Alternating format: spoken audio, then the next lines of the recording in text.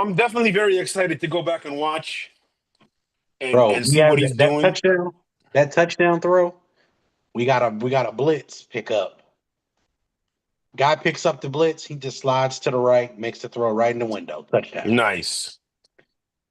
All the little Yeah, small shit that you look for in a debut, he's doing it, he and did it. that's He had it. what I'm looking for. Okay. I mean, it's like I said today on Happy Hour, Mm-hmm. uh, and I meant it. Yep. I meant it. I'm like, what LeBron did for the Cavs, Shador can do for the Browns. You know, and that's how much confidence I have in this kid. But He hasn't given you any reason not to have elite confidence in him, bro. He exactly, shows up and plays, bro. He hasn't given these folks exactly. nothing but the best, bro. That organization doesn't know anything about winning at all. And the reason why they don't know nothing about winning is partly because of them being them. But let's just be all the way gangster about the situation. The Browns organization in general just has never been good because they don't stick with anything long enough to be good. You're not the It's never truth. consistency. It's no consistency with anything there. So what is it that you expect? You expect something good to come out of this? No, absolutely not.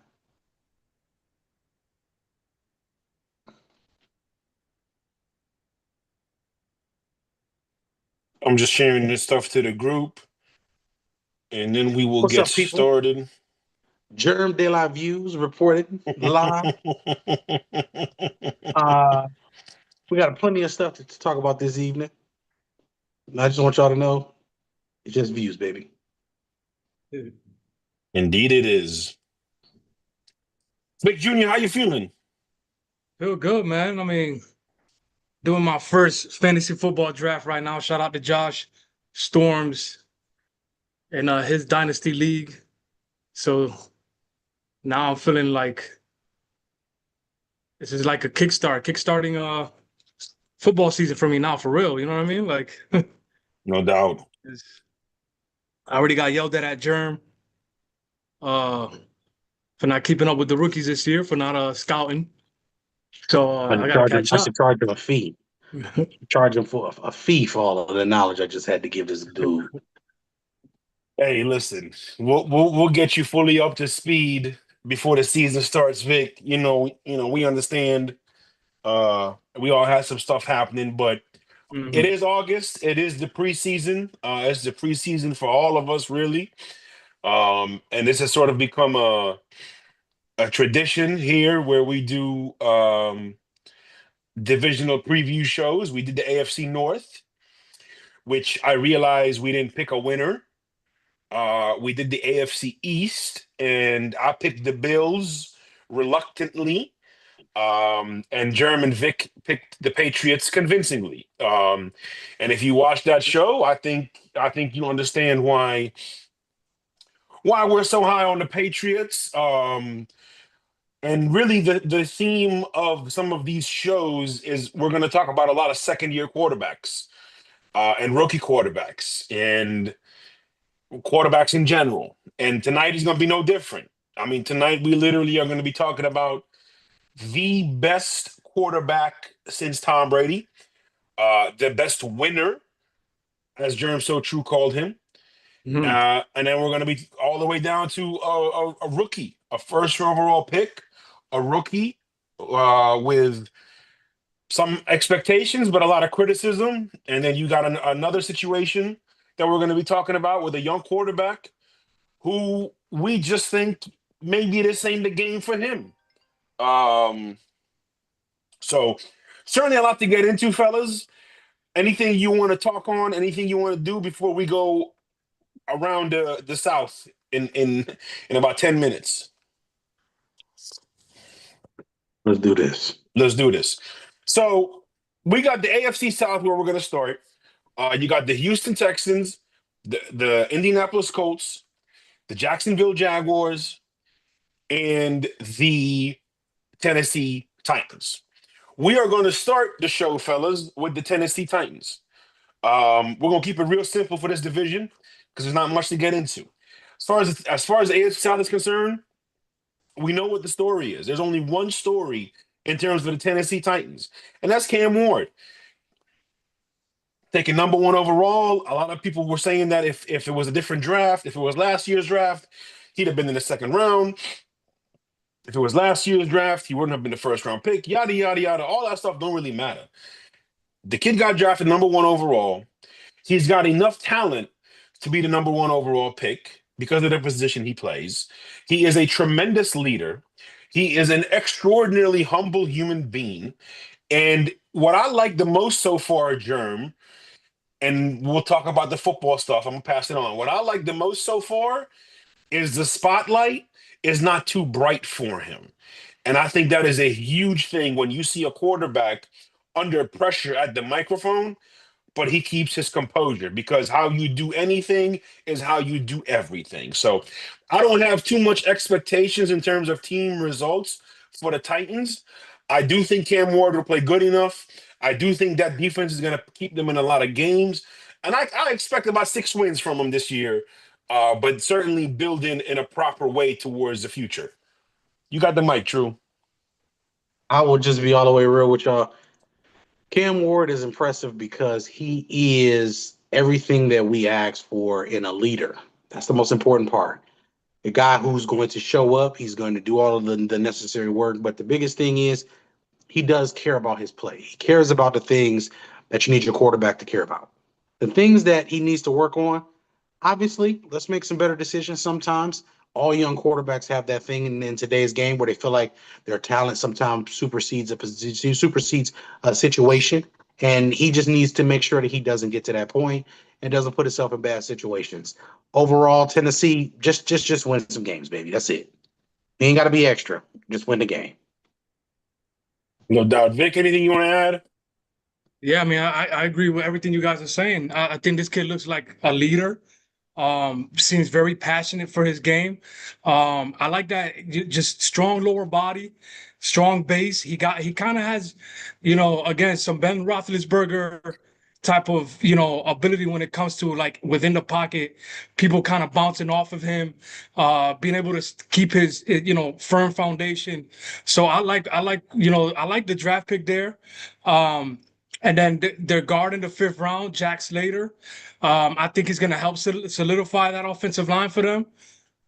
So, the Titans definitely, like you said as well, defense. They did lose Harold Landry. I think that's going to be a big loss for them in terms of that pass rush, because they had, they're one of the leaders in the league in terms of pressure. So that might be a big loss for them. But other than that, I mean, I think the Titans have a chance to compete, even with a rookie quarterback in this division. No doubt. Over under 6 wins, Vic? Five I and a think they half. go over. I think Over they go under over. 5.5 wins. Okay. Germ, over under 5.5 wins. Give me over. I give him Okay. 6. Yeah, same here. Same here. Moving on now to the Jacksonville Jaguars down in Duval County, or as I call it, Alabama with beaches. A lot of intriguing stuff here happening with Jacksonville. I think some stuff for us, Germ, and I think we can unanimously agree on this. As far as the quarterback position is concerned, the verdict is out and the sentencing should have happened already. But yet somehow they are locked into this dude for another 3 more years at least. Because even if they cut him, it's going to count more against the cap to cut him than to keep him. So that's a real problem. But they did draft Travis Hunter, which is really where our conversation is going to be focused. They lost Christian Kirk. They lost some key pieces, in my opinion. But the focus to me is on Travis Hunter. This is his franchise. The key is in his hands right now, and rightfully so. However, you know anything about vehicles, you can't put too much in that transmission or it's going to break down. Warranty on that. So, me personally, Germ, this is my personal opinion. I know you and I have different opinions on this. I think we should focus more on this kid being an offensive player because he can contribute more to the quarterback. But I think he would provide a lot of value if he gets in there on any package on defense where it's 3rd and 6 or higher. My personal opinion, because in the NFL, I don't think you can play two positions full time. The league is just different. It's too physical. It's too long. It's going to take too much of a toll. That's my opinion. Germ, so true. It's really easy for me. He's your second best wide receiver, and arguably your at worst second best DB. So you kind of have to put him on the field regardless. So what we'll do is he's the corner, he's the wide receiver 2 for the preseason game, ironically, and he's the cornerback number 4. So that means the dime package at very worst. Before we've even made analysis, he's the 4th best DB on the team. That should tell you everything you need to know about this team. Not because of him being a good or a bad player, but because his talent is unique. But he's also shown he can cover every one of the receivers on the proverbial team, including the number 1. Mm-hmm. They're so deep. Sorry, go ahead. Shedeur was throwing this guy the ball and he was making it look easy on offense. Now you're going from that quarterback to a guy who doesn't make it look easy on offense. So you're going to be working a lot harder. True. Yeah, I'm sorry, Vic. I had to say what I had to say there. I know. But at the end of the day, give me the guy who wants to show up and compete. At very worst, he is in the nickel package and in your 3 wide receiver third down package on both sides of the ball. Right. That's it. And I think, to me, like, we typically would criticize a team trading up to take a wide receiver at 2. But you know my rule. There's an exception to every rule, and I'm not going to criticize Travis Hunter at 2. Vic. Darren, so can I put you, brother, early in the show on the spot here to answer some questions for the people? Oh. Listen, front and center. All eyes on you. Let's go. So, as scouts that we aspire to be for the last 8 to 10 years that we've been doing this, we are scouts. Scouts fair honor. enough. Scouts. Scouts honor. 2nd overall pick, right? Travis Hunter. Absolutely. When you take a player that high, how many elite traits are we looking for? Ooh. We're looking for, if he's a wide receiver. So let's break it down by position. So let's break it down by position. So at wide receiver. Right? So if it's let's break it down by position. If we're looking about cornerback, we're looking for ball skills. We're saying that they have an elite ability to cover in tight spaces, short area quickness. And then the other thing that we look for is good long end speed, meaning they can cover. That means they have coverage versatility. So we're talking cover 3, you can be the outside guy that can go deep. We're talking cover 2, you can cover the short flat, and you can cover within 15 yards of the let's say 10 to 15 yards, right? 10 to 15 yards is fair in this NFL to say that you cover in the flats with the cover 2 in the zone area. And then you say, ultimately the biggest thing is if you have to be that guy that covers man, you can cover a guy laterally or vertically across the field. I think he checks every box on everything that we just said, and he showed you he checked those boxes. So that's just for the DB trait in itself. Then you say, as a wide receiver, can he catch the football? If he can't catch the football, then he's not a wide receiver. No. This is what it is. He has elite ball skills. That transitions from offense too. Right. So we're talking about a guy who can catch the ball with his hands. He looks a lot like, if you turn the lights out and you just focus on the body movement, it looks like Chad Ochocinco. Wow. So that's in terms of his footwork. Yeah, if you do a silhouette, that's what he looks like. And it's the feet, but most importantly, the way Chad was with his shoulders and the way he opened his shoulders and things like that, and the way he uses the diamond to catch the ball, like this shows you how much stuff we watch. It's so true. Because if you look at that, like if you watch, there was a goal line route, Vic, and on this goal line route, he gets him with the shimmy shake, his feet moving, shimmy shake, and then the way he opens up is just like Chad would on a slant when he opens up to give the quarterback the 85. Yeah. He catches the ball, leans into the defender, touchdown. That's Chad every Sunday. Okay. So because there's a lot. There's a lot when we talk about this kid here, right? And Mo kind of alluded to it in terms of the positions that he's going to be not necessarily asked to do, right? But he wants to do, right? So pretty sure he already talked to Jacksonville and said, I want to play both sides of the football. And they're going to let him do that, right? So as a DB, my concerns are, can he go man-to-man with the smaller, faster, quick twitch receivers in the NFL? The Tyreek Hills, the Debos. Okay, keep going. Guys like that, because and I brought it up to you guys before, right? What did I ask before? Is he Richard Sherman, or is he gonna be, like, I don't know, pick Revis Island, Darrelle Revis? Can he play man to man, or with his length, in terms of his length, and elite ball skills, Jerm, like amazing ball skills. He's able to go up and get it.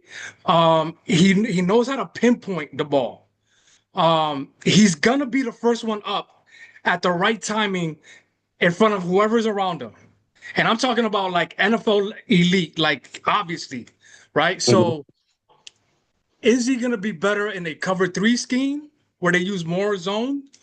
Kind of like what the Seahawks did back in the day? Or is he going to be able to play man-to-man? Those are my concerns with him playing DB. As a receiver, again, his length. It looks like, will he stutter too much at the top of his routes? Will there be an extra step? Will he have the quick twitch ability to break off of his routes when he needs to go up against the elite cornerbacks in the league? Like, there's no question that this dude is an elite football player. But what position is he going to play? And then on top of that, like, what is the percentage we're gonna put on it, bro? Like, can you put him as a 90% offensive player, and then say at the end of the game, when we need, like, some good coverage, some zone coverage, because we have the lead, can he play some zone for us?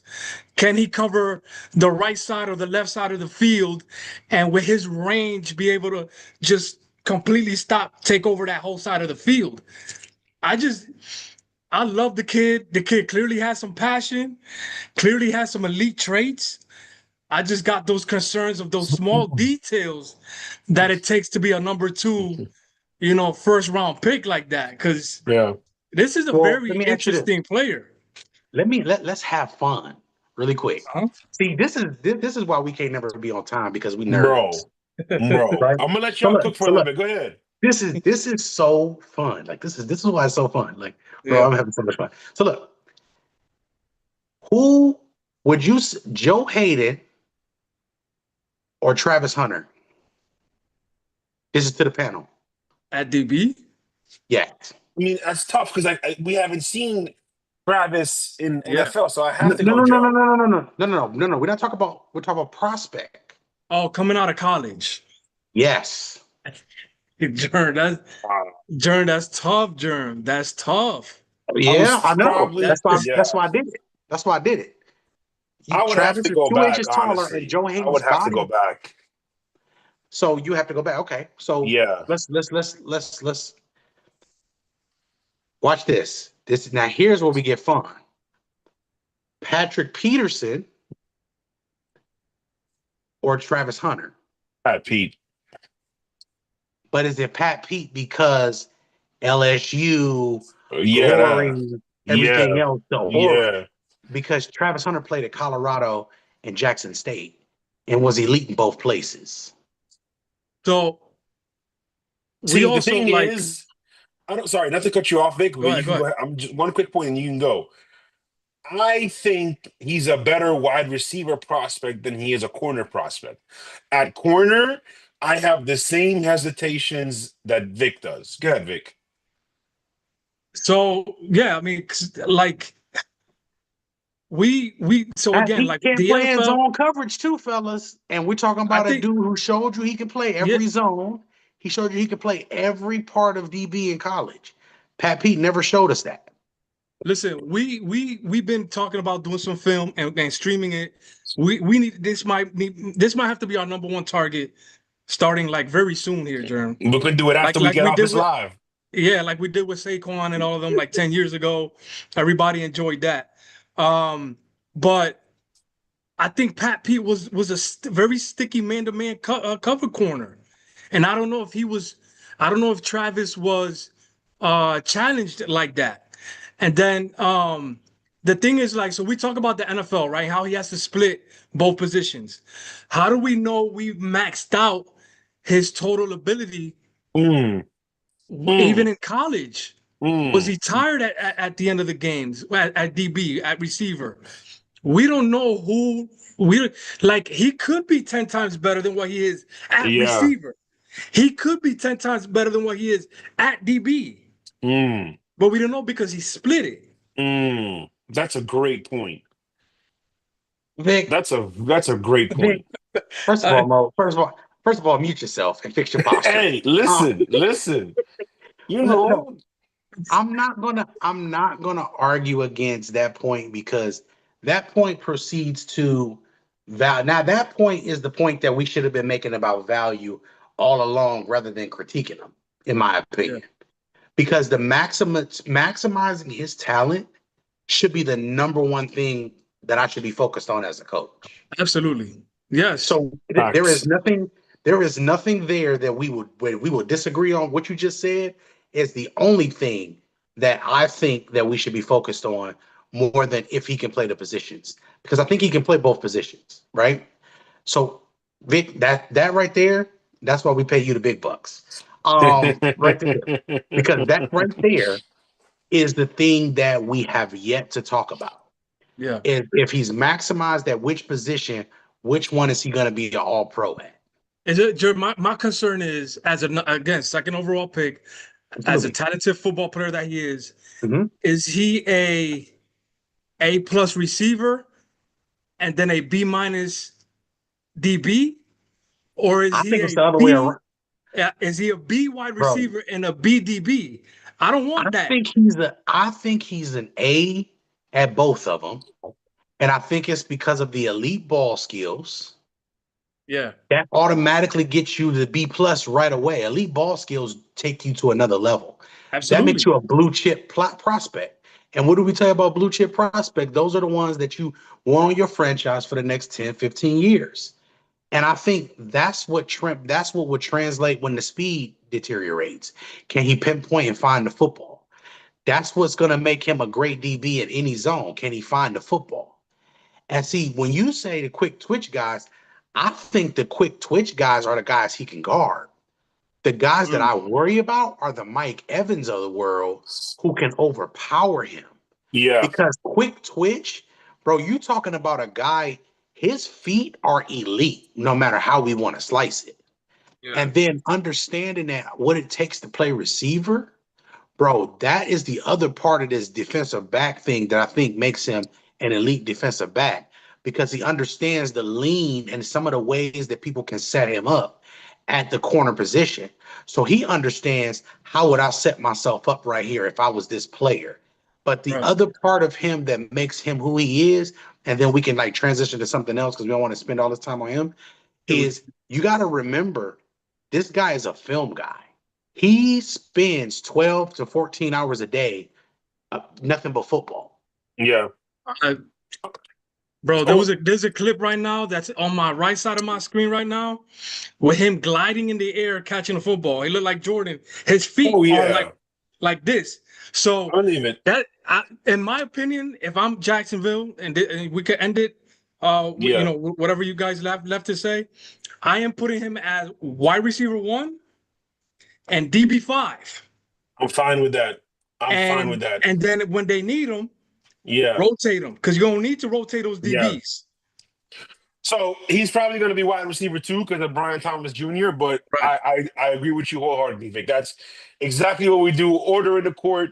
we're gonna put this to recess, and we're gonna do some studying on this, and it's gonna be very fun, and we'll visit Absolutely. it. We'll revisit it before the season starts.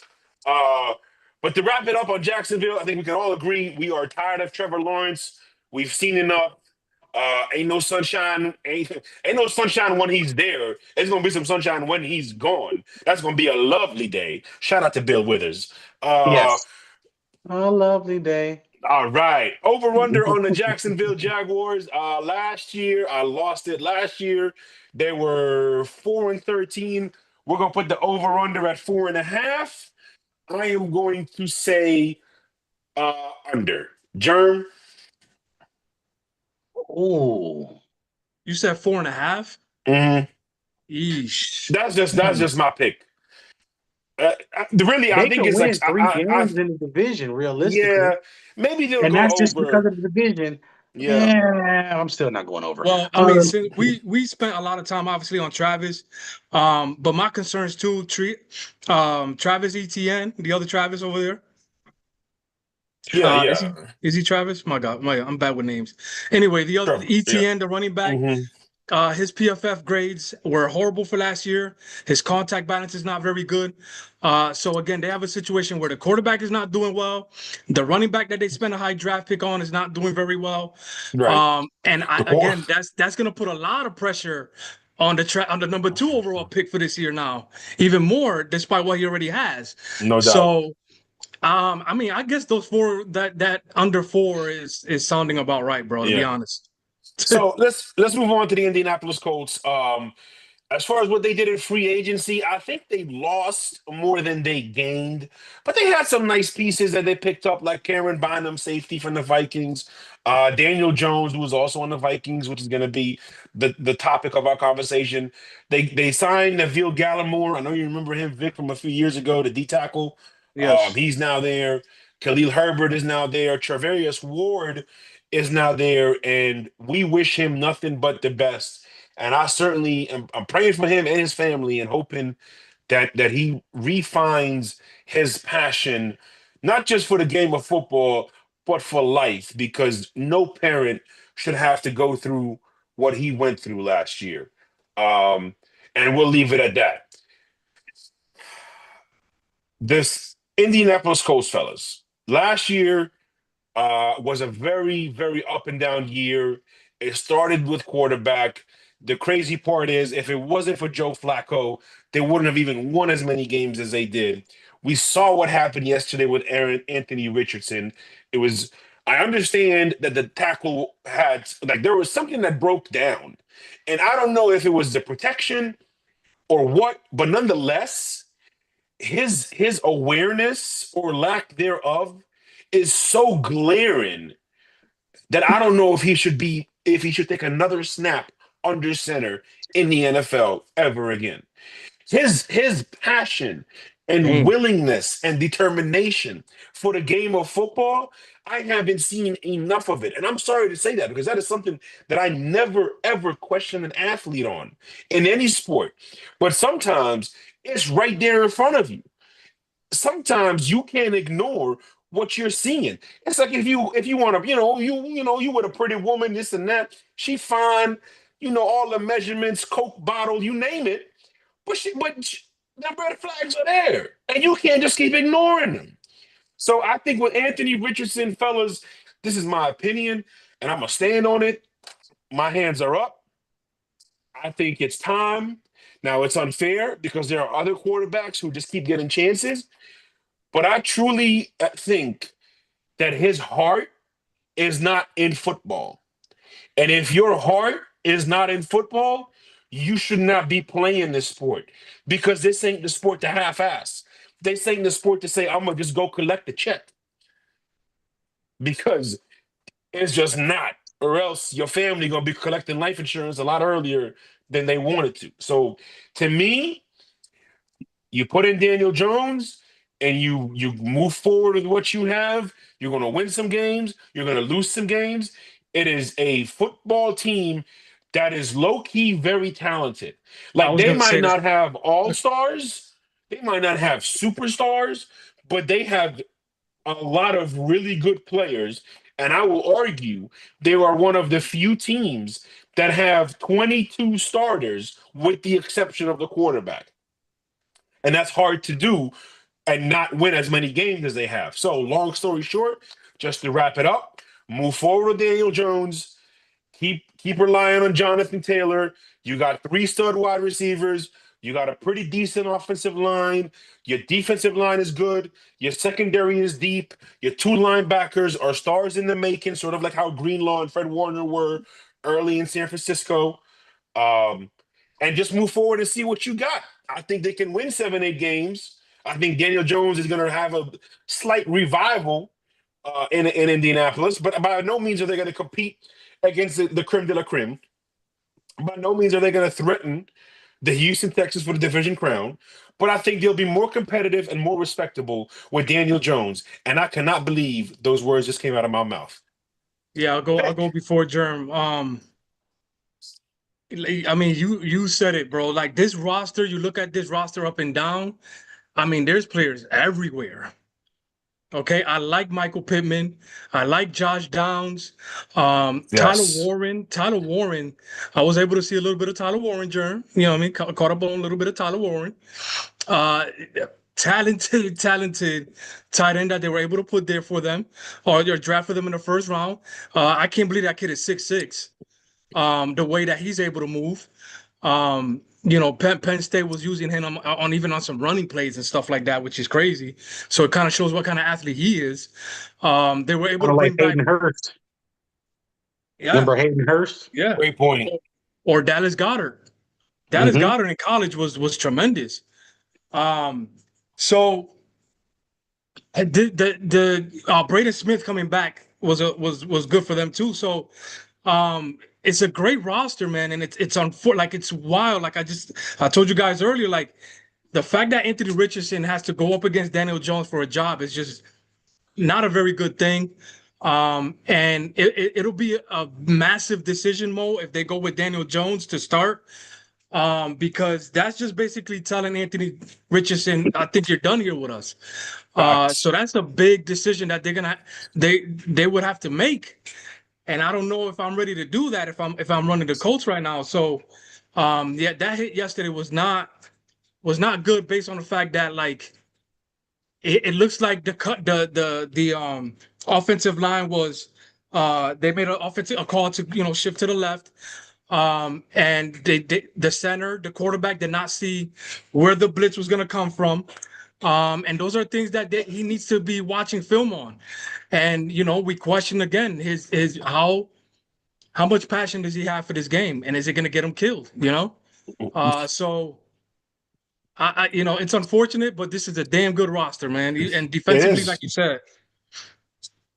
It is. And they got good coordinators. They got a good coaching staff, So it goes to show, though, Germ, just how important the quarterback position truly is. And not that we need reminders, but in case some of the casuals forgot, this is one of those situations where this is why the quarterback is so important. Germ. I don't know what to make of the team, to be honest with you, because we just don't trust Anthony Richardson. But it's not just him, Daniel Jones as well. We just don't know enough about the cream piece. The creme de la creme of the roster is always the quarterback. It's just, I don't know if the quarterback matches what they're trying to do. Ultimately, I'm not really high on them at all. They got some, listen, a good roster construction only means so much at the end of the day when it's so much control by the quarterback. So, for lack of better terms, just give me them to win. Give me 5-6 games. Yeah. So just to add to your point, I think for one, sorry, my little brother got his iPad here and he got all these things that keep going off. Forgive me, I'm supposed to be a professional. 2 things. One, Vic, to your point, or Germ, sorry, to your point, I think if you're the Colts, listen, let's go with what we got. And RIP Jim Irsay, he drafted Peyton Manning. I think his daughter is now going to draft the nephew, and all will be well in Indy. And then Vic, to your point, R.I.P. Vontae Davis. You remember he retired at halftime, and a lot of people made their jokes and their memes and everything. We were one of those guys that said, "Look, if he retired at halftime, good for him." Now, God rest his soul, he ended up dying prematurely. But had he went back out on the field, God only knows what would have happened. So again, if your heart ain't in it, they're saying the game to go half-ass at it. Let's move on. Speaking of creme de la creme, I think this team is ripe to continue to dominate their division. But I think just a spoiler alert, I think they are still far away from dominating and superseding the top of the AFC to sort of climb that AFC mountain, which has shifted from the Northeast to the Midwest, the mountain that is the AFC, which we are going to get to the AFC West soon. And that is the Houston Texans. Now, we could talk back and forth about their transactions and all that. I kind of want to make my points real quick, fellas. I think what they're missing is football maturity. Shout out to Big Shot Ron. There were so many times in that season, especially when they played really good teams or where they were in tight games, where they lost because of football maturity and not just the players, the coaching. So I think the coaching staff as a whole have done a great job so far. Don't get me wrong. But I think there's a next step that they need to take in order for their players to take that next step. They have a great quarterback. They have two really, really good wide receivers. And when Tank Dell comes back, they're going to have three really, really, really good wide receivers. Offensive line, you're building on it. Defense is good. Your corners are two of the best tandems in the league, arguably. I like your safeties. Long story short, I think they win their division. I think they win 10 games, but I need to see some maturity from the coaching staff in situational football that makes me convinced they can beat the Bills and the Chiefs and the Ravens. Germ.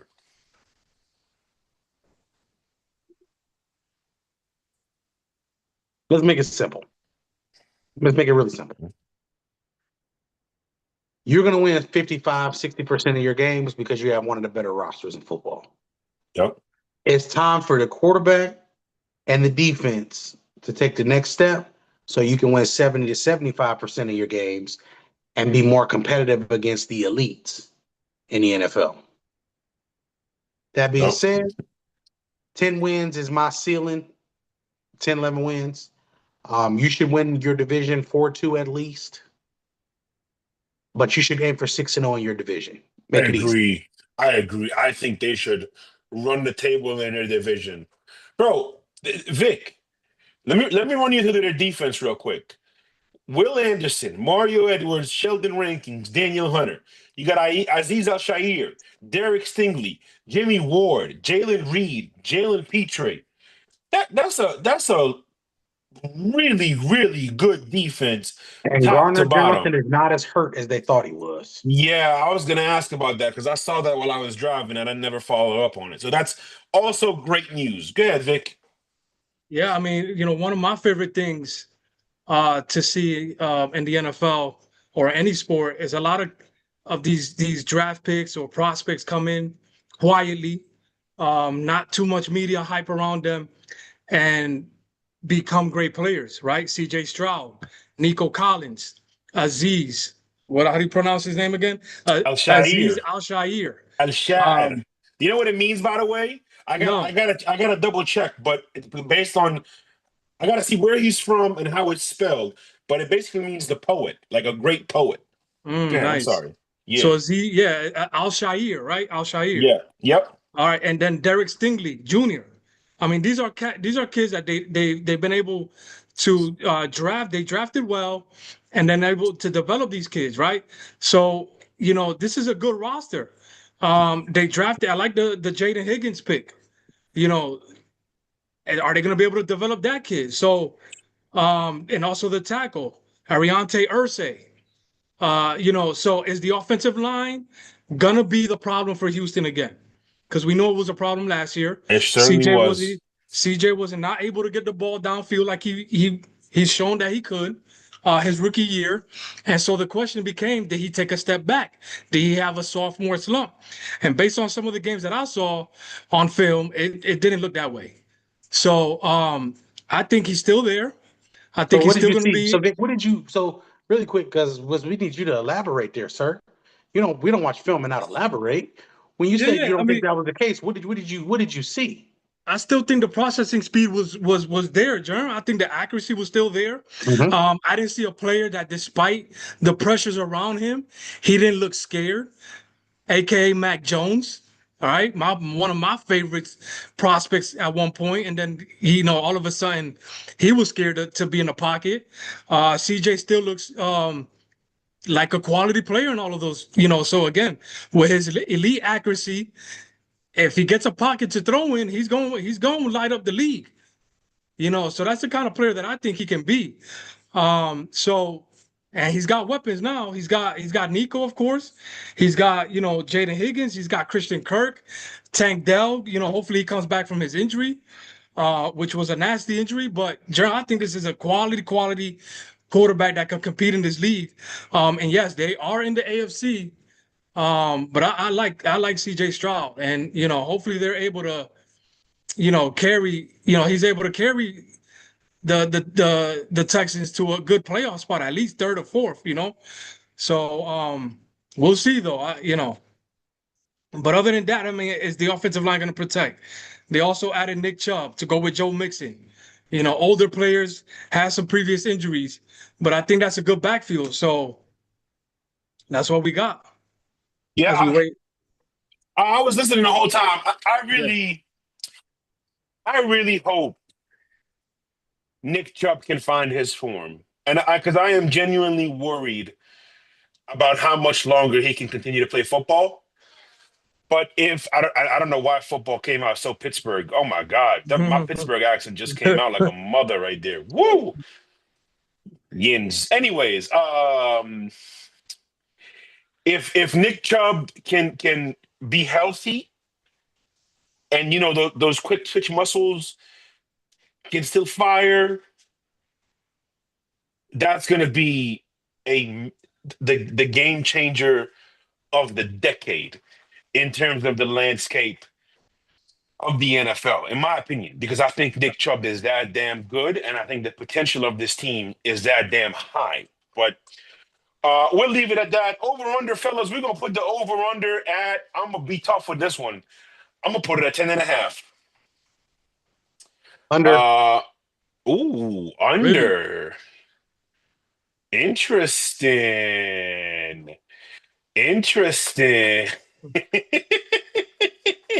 um, Vic, what do you think? You want me to give you their schedule real quick, Vic?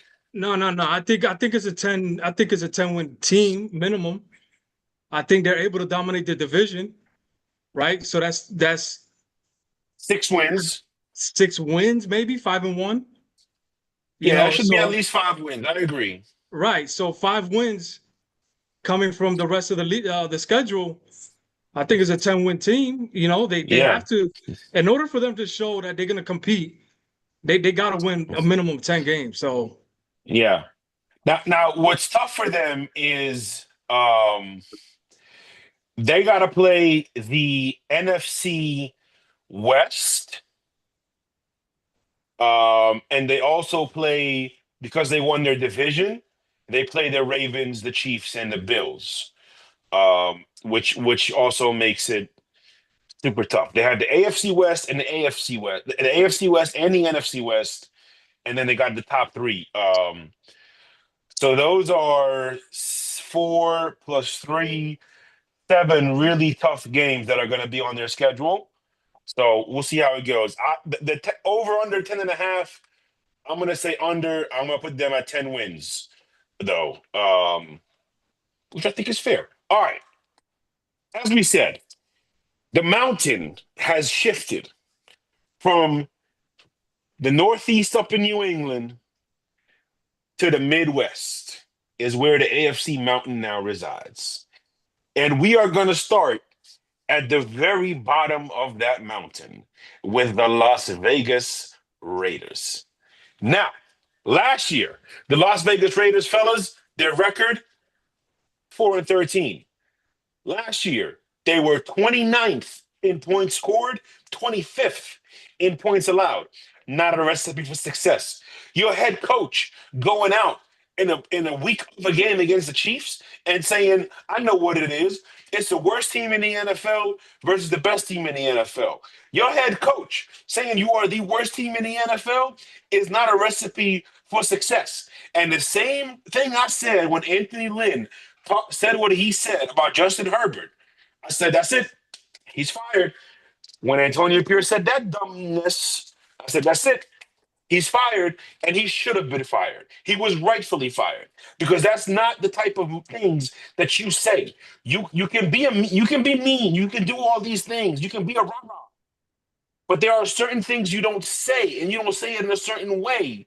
And for your head coach to say that, as much as he may have grabbed the locker room after they fired Josh McDaniels, he completely lost it with that one statement. Now, what did they do? They brought in Pete Carroll, the one of the best guys in the NFL or in football, period, in terms of changing a culture. One of the best guys in football, period, in terms of putting a competitive product on the football field.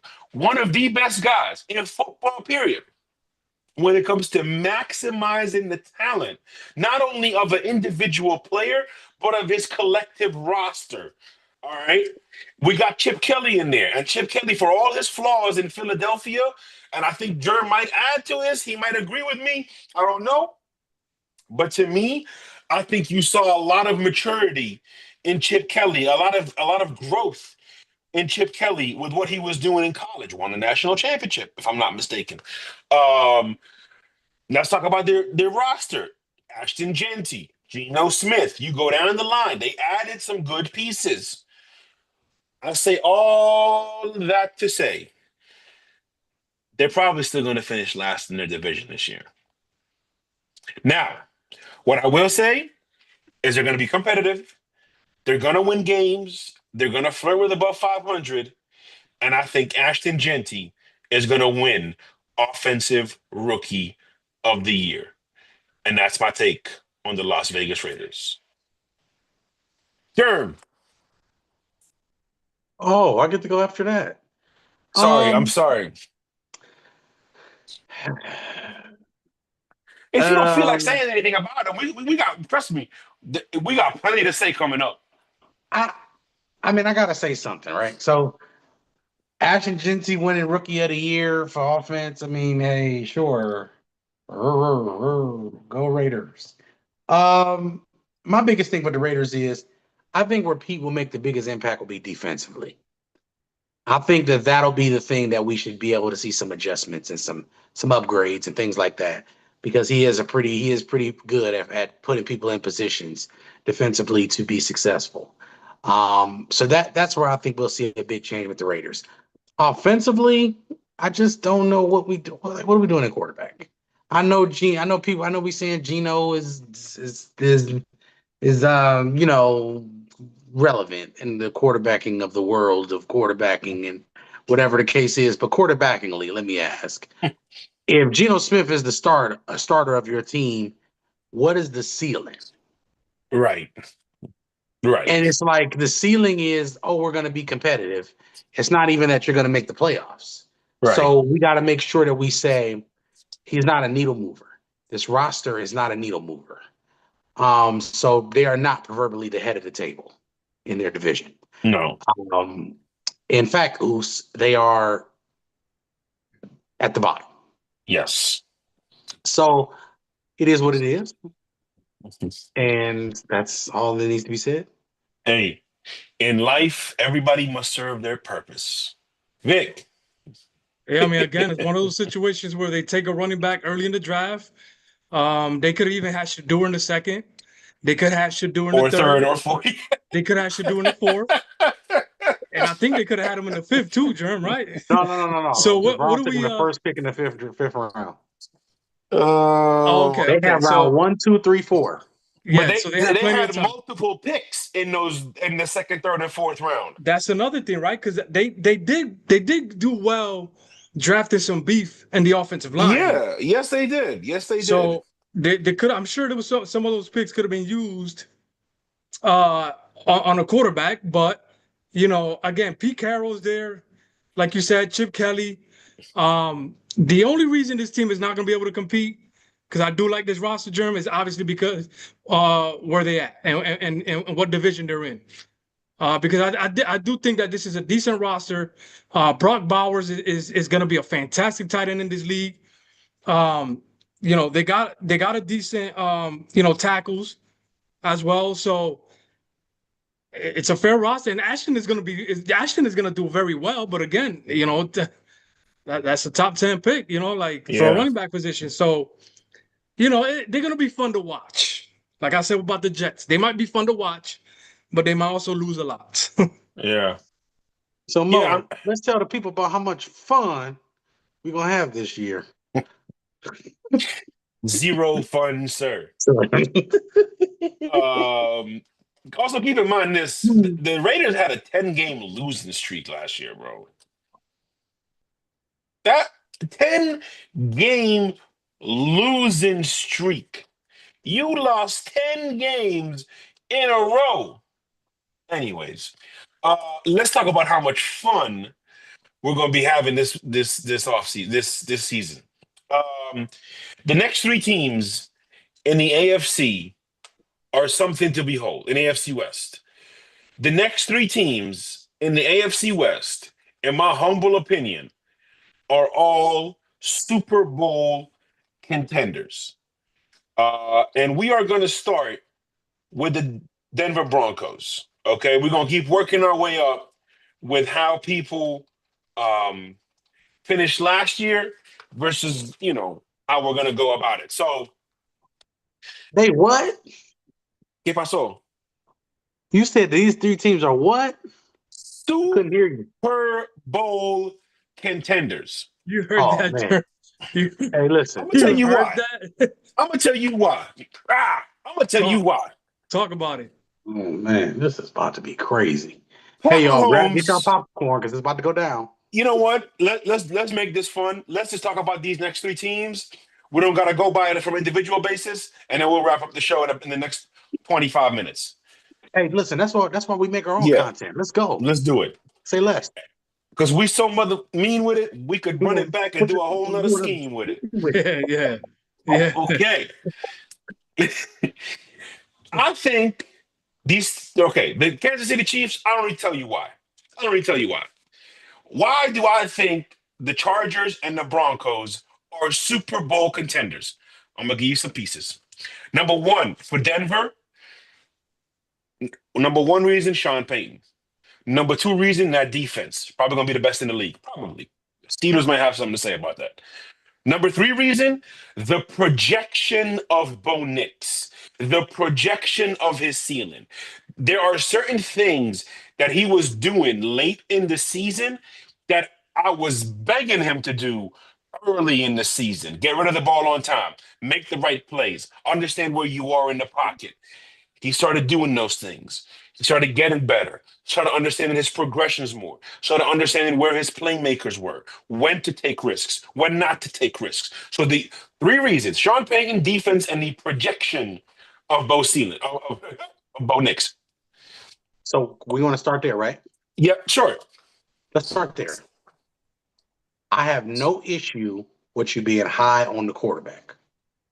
No issue.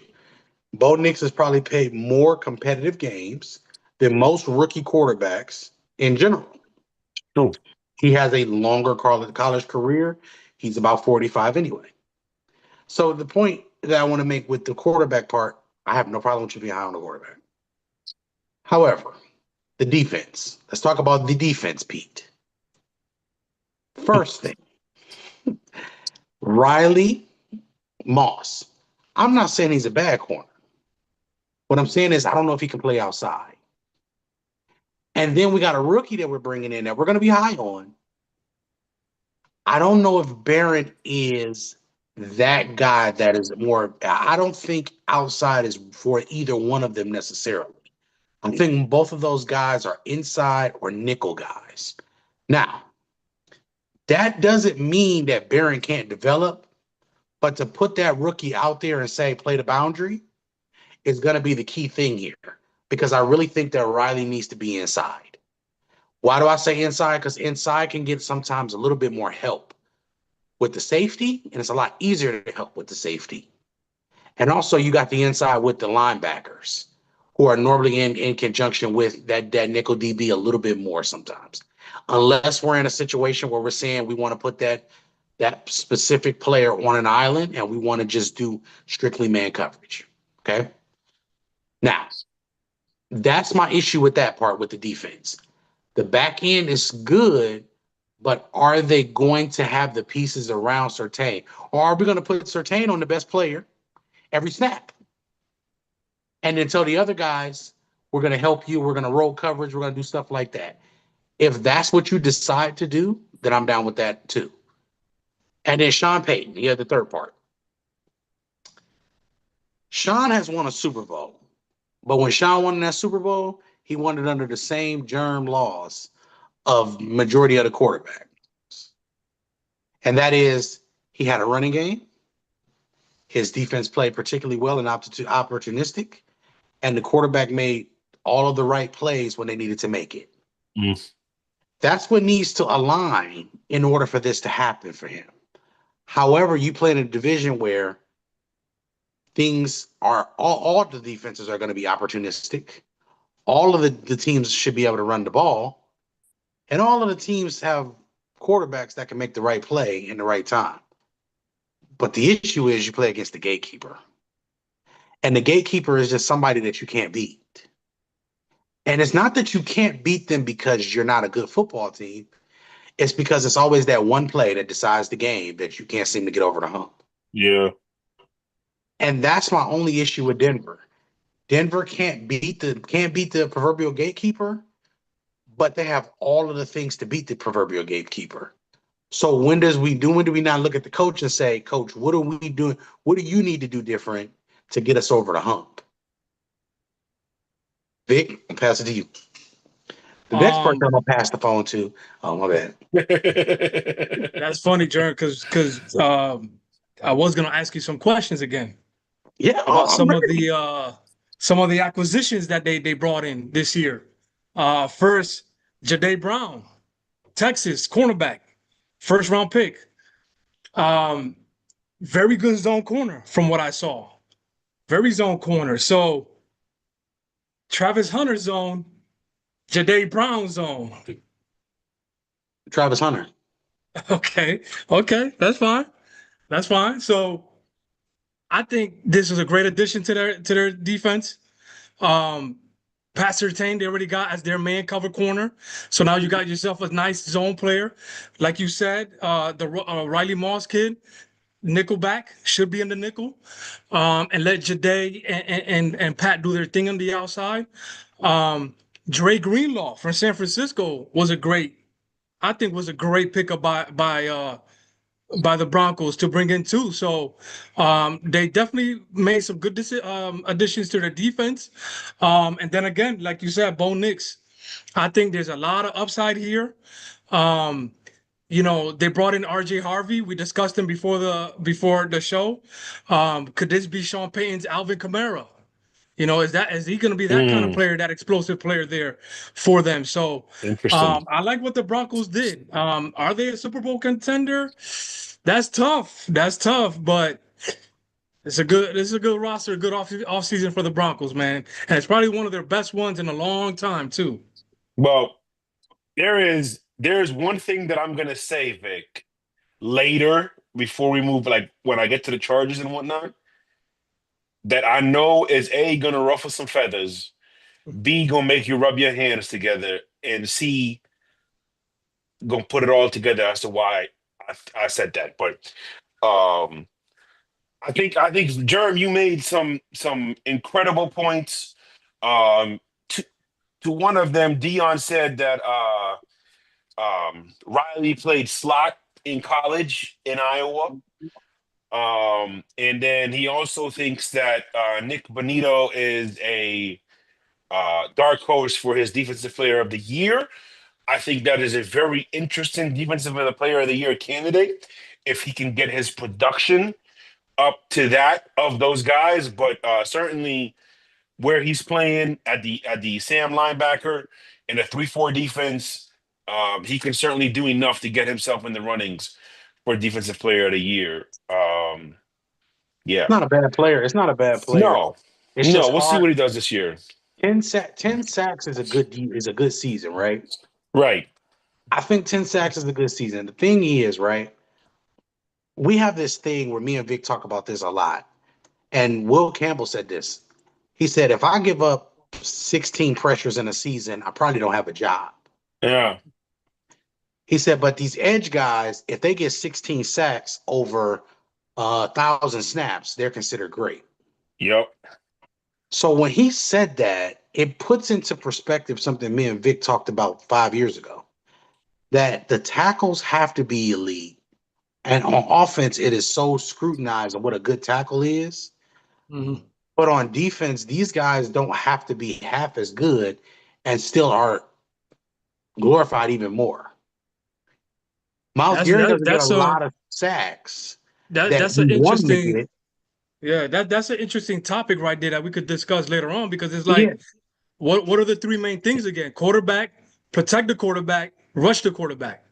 But you could get but like you need your offensive tackle to play a plus while your rushers can only play like B minus. Yeah. You know what I mean? Because so what is really the most at premium when it comes to those positions? It looks like pass rusher is treated more. They're paid more. So that's an interesting topic right there. But go ahead. Yeah, we're gonna have to table that. We're gonna have to table that because that's very interesting. Um, let's move on to the Chargers. Jeremy, you good? Mhm. Okay, the Absolutely. Chargers, another team that I think is a Super Bowl contender. They added Amorian Hampton. They lost Rashawn Slater, but they're gonna move Joe Alt to left tackles. Trey Pipkins is gonna be plugged in at right tackle. You got McKee Becton right next to him. I think their offensive line is gonna be fine. Are they gonna miss Rashawn Slater? Absolutely. But I think they're gonna be fine. I think their secondary is they added two key pieces, mainly Dante Jackson, who struggled with Pittsburgh. He had some flashes, but I think there's enough continuity on that defense where the defense, remember, number one scoring defense in the league last year. I think that's going to carry. So I think they are contenders for three reasons. Number one, Jim Harbaugh. Jim Harbaugh is the right coach to hopefully end this curse that seems to be over the Chargers. Number two, like I said, their defense, number one scoring defense in the league. And to combine that, I think they're going to emphasize running the ball a whole lot more. And part three of my second point is they brought back Keenan Allen, they got Ladd McConkey, and they drafted Trey Harris. And I think Trey Harris is destined to be a star in the NFL, personally. The third reason is Justin Herbert. Now, enough is enough. Okay, we talk about this, Germ. He's got the potential and the credentials. But with every year that grows, the credentials argument gets less and has less and less weight to it. So it is time for Justin Herbert to take that next step. It is time for Justin Herbert to get over that hump. So I'm saying all that, Vic. Why do I think they're Super Bowl contenders? Simply this. With the exception of Patrick Mahomes and Joe Burrow, I think the the weaknesses of the other quarterbacks in the AFC are just as easily exposable as Justin Herbert and Bo Nix. Meaning the flaws and the weaknesses of Lamar Jackson, the flaws and the weaknesses of Josh Allen are just as exposable as Bo Nix and Justin Herbert. And the league right now is in a very unique state where the level of play that you need at quarterback is not what it used to be, respectfully. That being said, again, the flaws, the ability to expose Lamar Jackson and Josh Allen is on the same level as Bo Nix and Justin Herbert. The floor is yours, Mr. Vic. Justin Herbert was one of my favorite prospects coming out, right? German and I went back and forth with him a lot. Strong arm quarterback, pocket passer, was able to, process information quickly. And so far in the NFL, he has done that. Now, my questions are starting to become, is that elite?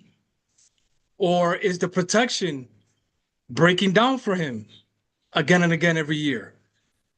Is he getting the time? And no, again, the Chargers are one of the teams at the lower end in terms of giving the quarterback time to process what he needs to see downfield. And so Justin Herbert, is he still an elite quarterback? Has he even reached elite quarterback level?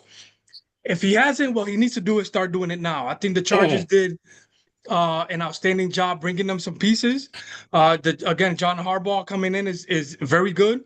But again, does he have the talent? Rashawn Slater getting hurt again, right? This is not his first injury, correct? Correct. Getting hurt again is just like, damn, sucks. They did make a good pick with Joe Alt. Again, but is he going to be able to be a premier left tackle to give Herbert the protection that he needs? Marion Hampton looks like a damn good running back. And like you said, the Trey Harris pick. So they're going to have the pieces that he needs around them. I think they had a quality offseason, a quality draft. And again, Herbert, it's time for Herbert to take that elite class jump forward, man, because I love the player. He was one of my favorites coming out, Jerm. So here's my problem with the Chargers, right? So let's start with everything that you guys said.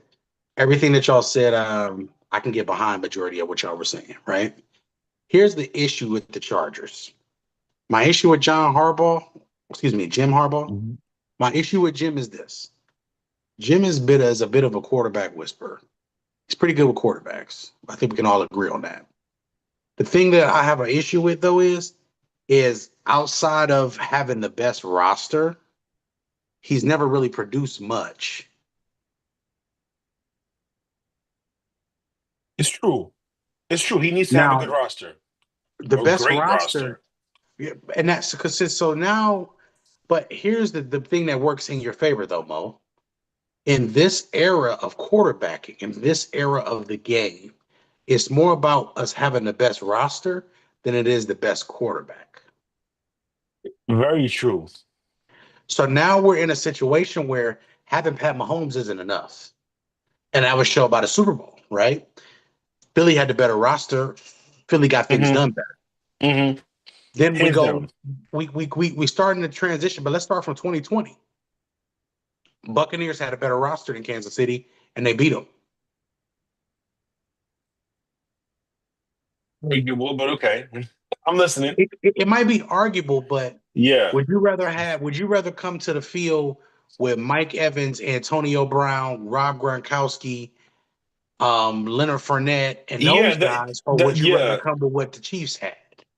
No, definitely Bucs. Tristan Wirfs, the center, Donovan like Smith, Ali Marpet, Alex Kappa. Yeah, would you rather come with that? Would you rather 100%. Come with those? With those guys, would you rather come with what the Chiefs had at the time? 100%. So I think in the Rams the year after, better roster than the Bengals, top to bottom, and they had Aaron Donald. Top to bottom. So even though the better quarterback on that Sunday was Joe Burrow was the better quarterback per se.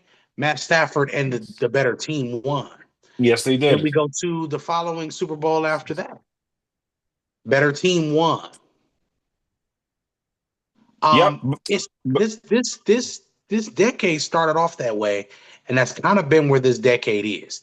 The Chiefs Super Bowl with the first time with the Eagles is the only exception to that rule, but then we righted our wrongs again when history repeated itself. facts. So we ask ourselves if there's any era that Jim can pull this off, it's this one, right? Because now we have the quarterbacks not being as important as the roster. And now we can focus on Vic. I need you to be right here with me on this. As much as we want the quarterbacks to be good, now we start to look at these salary caps and say, I'm not paying that quarterback $60 million a year because I need to pay his tackle 15, and I need to give that other Mm, tackle another 15, and I need to give him mm, 30 and maybe give him some guaranteed money and tell him to get a T-Mobile commercial. mm, hmm. So, So And there's if where we I go with the Jim Harbaugh part. I'm gonna break down the other two parts and then I'm gonna pass it. yeah, As far as the defense for them, it's all about health. The no pieces doubt. are there. It's all about health. No doubt.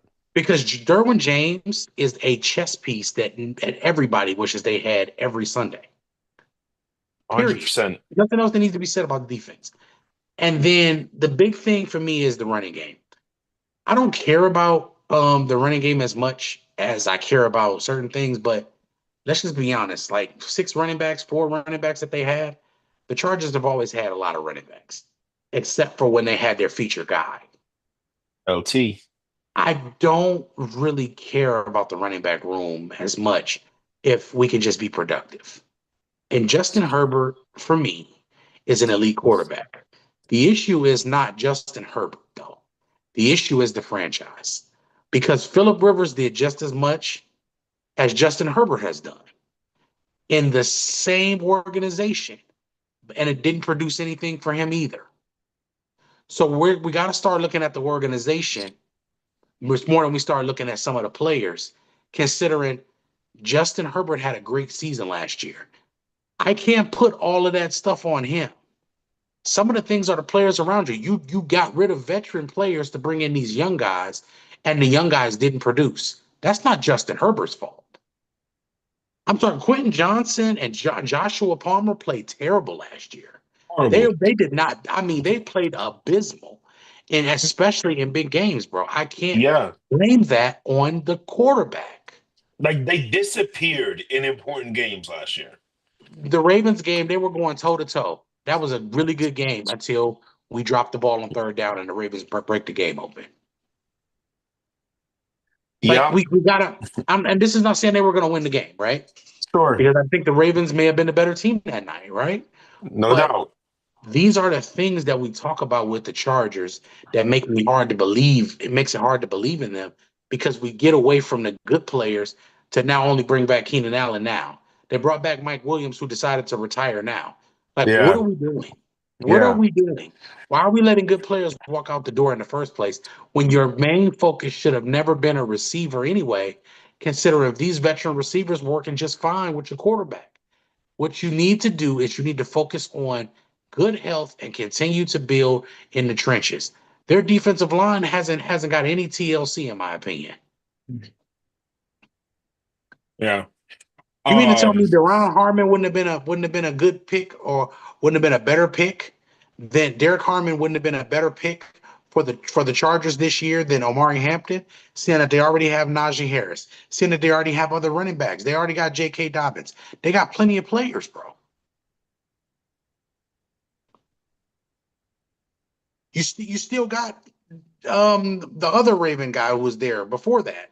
The big one, Gus Edwards. And Gus Edwards isn't a bad running back. So you got he's Gus gone Edwards. now. They released him. They They, released so him. they, I don't know they why. released him. Don't ask But me why. you had to release him because you just brought in Najee Harris. Yeah, he should come back, in my opinion, but I don't know why they released him. But these are things that you ask, bro, what are we doing? It's too much shifting and shaping and everything else. You're bringing in all of these different running backs. You don't know what we're doing at receiver. You don't got the tight ends that you used to have. Everything for that organization is not what it used to be. Facts. You're in LA now, so you're more flashy now. You're supposed to be doing more now, and you've done less. Go back to St. Louis. Hey, I didn't come to St. Louis. Better come play all day. Some got jobs and some sell yay. Other just sleeping all day. Yeah, like, come on, man. Shout out to Nelly. Get out of here, man. Go back to this right here where we was doing the chicken head. Go back to that. Oh, go back to the chicken head days, bro. Go back to St. Louis. And this LA experience just ain't working, bro. It's just not working, baby. You got your listen. It just is what it is, bro. Go back. Yeah. And I know that's the Rams, but yeah, one of y'all can go back. And I think it's the Chargers. The Chargers need to go ahead and get up out of San Diego, out of LA, out of that whole area. Go to St. Louis. St. Louis was a Bro, better football town for you anyway. hey. Or like we said, go to Louisville or Columbus. You know, they could use a football, even though Louisville and Cincinnati is like right there. Go to Columbus. There's other cities that have the infrastructure to handle a football team that would support you better And than it the was community of Los Angeles. and John Harbaugh would be better in those areas. Oh, I agree. He is not an LA guy. I cannot see Jim Harbaugh on Rodeo Drive. That's for damn sure. That is like that. We're being honest with you. The organization, right? Just from this standstill here, then we can move on. The organization is in an area right now where I just think they don't fit geographically and they don't fit football-matically. Yeah. Ooh. Football-matically meaning they do not fit with the style of play. That organization is a more physical, more they should be because you take on you embody what your head coach is. I think Mike Tomlin in Pittsburgh fit. I think John Harbaugh in Baltimore fit. Ultimately, that's why Facts. they're the two longest tenure coaches. Yep. Pete Carroll in Vegas fits because Vegas is what Low happened in key. Vegas stays in Vegas. What happens with Pete Carroll stays with Pete Carroll. New England with Bill Belichick, inconspicuous. That fits Bill Belichick. You talking about people who win, bro. Hey. Look at the people who win. It's Yep. everything aligned. Like the stars got to align, man. Andy Reid with the second best barbecue in the nation. It works. And it goes good with Kool-Aid. There you go. Oh Hey. yeah. In case y'all wondering, Memphis, best barbecue in the nation. Shout out to Cozy's. Uh Listen. Check that. This bro, Cozy's like when I know for a fact ain't no tourists coming through Memphis and going to Cozy's Corner Restaurant. All right. I know that for a fact. So shout out to my brother Jay and Trav, because that was some damn good brisket. I say that much. The coleslaw wasn't good, but that's coleslaw for you. Um, Anything we want to add before we wrap it up with the Chiefs? Because I know we got to get out of here. I know ain't much to say about the Chiefs. Vic, anything you want to add? Because Germ, like, to one thing to add to your point, if they want to move back east, they LeBron is right down the road. He planning on moving back east, from what I'm hearing. Figure out where he wants to go. Vic, anything you want to add? No, man, I think we covered everything. I do too. I just want to see Justin take a step forward, dog. I agree. I agree wholeheartedly. So, real Let me say quick, this one thing about the Chiefs, real quick too. go right ahead. We're about to talk about the Chiefs right now. Oh, because I only got one thing really. Go Only ahead. one thing. I don't care about the roster anymore. Right now, I just care about Pat Mahomes. Okay. That's so bad. I hear you though. I hear you though. Pat, listen to me, man, bro. Just take 30 seconds out your day, 45 maybe, and just hear this message. I need you to get better at two things this year. I need you to, number one, we know that you have extreme talent. Take what the defense gives you. That's the first thing. Why? Because if you take what they give you, they're going to give you the world because they still don't understand what they're doing out there most of the time. When they play you, they are scared of you. So they're going to overcompensate. So what do you need to do? Just take what they give you. Second thing, and the most important thing, I need for you now that you cut your hair, you shaded, and you didn't shaved and got all faded out and everything now. I need you to phase out all of those bad turnover plays. The turnovers got to be phased out. So the turnovers go with the hair. We're gonna that wild bill, wild nonsense. We gotta take that I thought away. agree. I totally It agree. is time to mature as the quarterback, and it's time to be one of the 3 or 4 quarterbacks every year that takes care of the football. If you don't turn that ball over, bro, your team is a favorite to win every game except for against 1 or 2 teams. Yeah. That's No, I it. totally agree. I totally agree. I could not agree with you more. Now, last year he did all right with the 11 interceptions, but that's because they weren't, it's just, and it's not even the amount of interceptions. It's just sometimes he The has, way they get there. yes. But regardless, um, I'm going to take it away from Pat Mahomes with what you said because you covered it up beautifully, and I really truly have no criticism of the dude. To me, I think their defense is starting to feel a little New England like in that they have really good defensive linemen and they got a guy that can just disrupt the line of scrimmage for 60 minutes, 4 quarters, whatever. And Chris Jones, he made our all quarter century team for a reason. They got linebackers that are good at closing the gaps in the run game and are good at clogging the middle of the coverage space, so to say.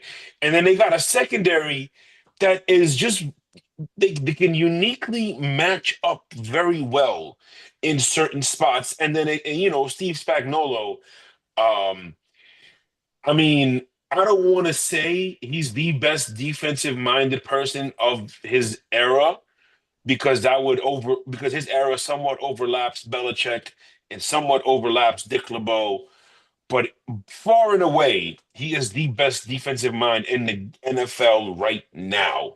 With respect to John Harbaugh, with respect to Mike Tomlin, with respect to Vic Fangio, Steve Spagnuolo is the best defensive mind in the NFL right now. And it shows year in and year out. And what is the rest of the NFL should be so afraid of is that this roster might be their best roster in the last 3 years. And that's scary. Vic,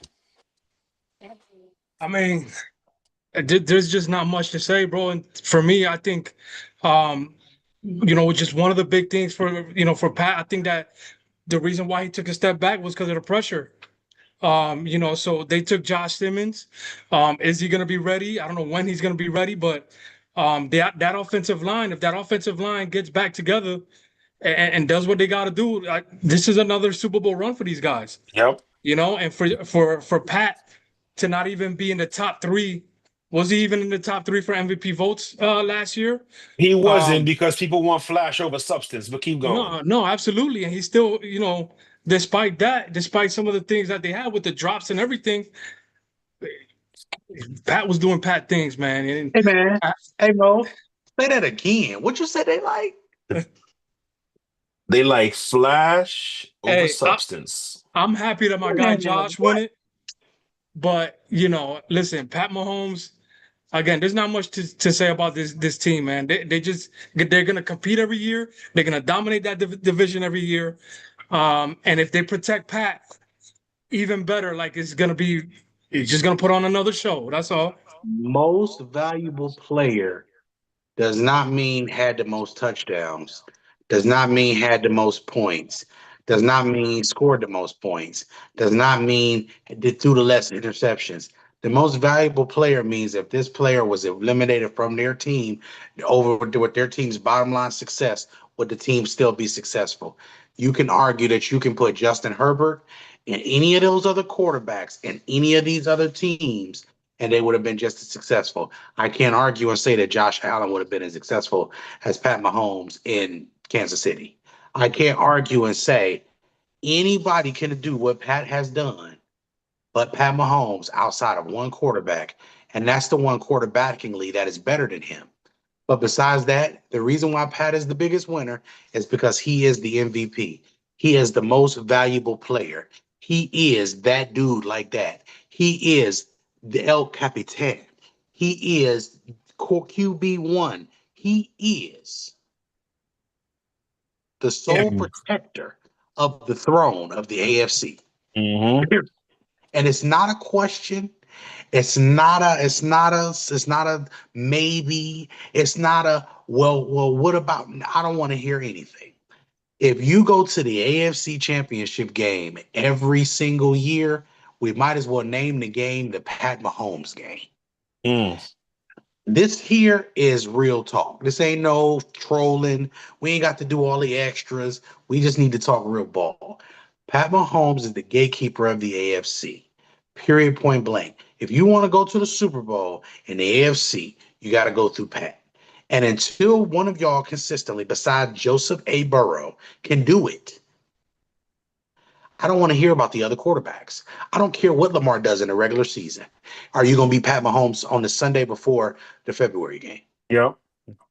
I don't care what Josh Allen does anymore. Can you beat Pat Mahomes in the Sunday games before February? If the answer to that question is no, then shut up and go sit down somewhere. I do not care about stats anymore. I don't care what these folks do in the regular season.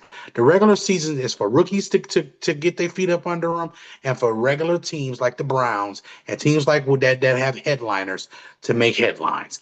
The playoffs is where the real people are supposed to get up. Real people, real results. Judge Judy. That's what we're here for.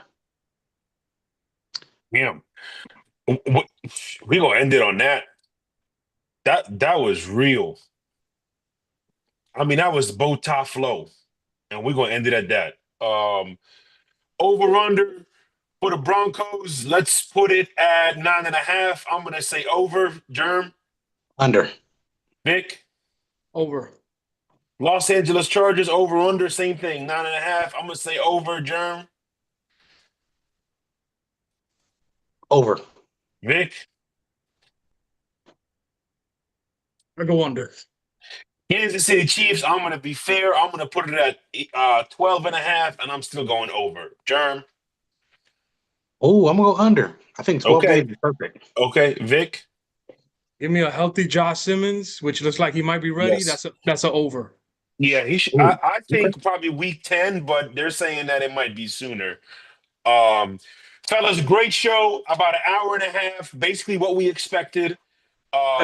We went over on some topics, but that's okay because we figured a way to go under on the others. We got some more shows coming up, and again, like last year was weird. So this right here for us, for the three of us, is sort of our preseason. You know, like it's our training camp, it's our preseason. We sort of finding our sharpness again. But we certainly appreciate all the support. Remember, we are on national radio on Tuesdays and Friday, and then Jorge for the baseball side is on there on Wednesday. Sports 56, 98.5 FM in Memphis. Shout out to J Ham for hooking that up. Shout out to Johnny Radio. Our boy's getting married this Sunday. Pitching in a baseball game first, then going to Word. get married. So shout out Word. to him. Hey, man, If he got a noodle. Hey, from what I heard, this man's getting married in some shorts, which this it don't surprise me. If you know Johnny, it just Listen, don't surprise John, me. But listen, I need pictures. I need pictures. I need well, picture Jay's gonna be verification. there, so we might need him as a sideline reporter. You know, Yeah, yeah. the Go bride is live. coming down the aisle. Go live, as a matter of fact. Go Yeah, live, bro. yeah. You know what? Live Go from the live. wedding. We're gonna talk to him about it. We're gonna talk to him about it. No, but shout out to everybody in the scene umbrella, 94 Feet of Life, the Dish, Stop Time FC. Um, We got more shows coming. Be on the lookout for it. We're going to clip some of these videos and put them on TikTok, Instagram. It's all coming. We back like we never left, baby. We appreciate all the support. That's Vic Jr. I'm Mo Schefter. Germ So True. Take us home, baby. 22. See you next time.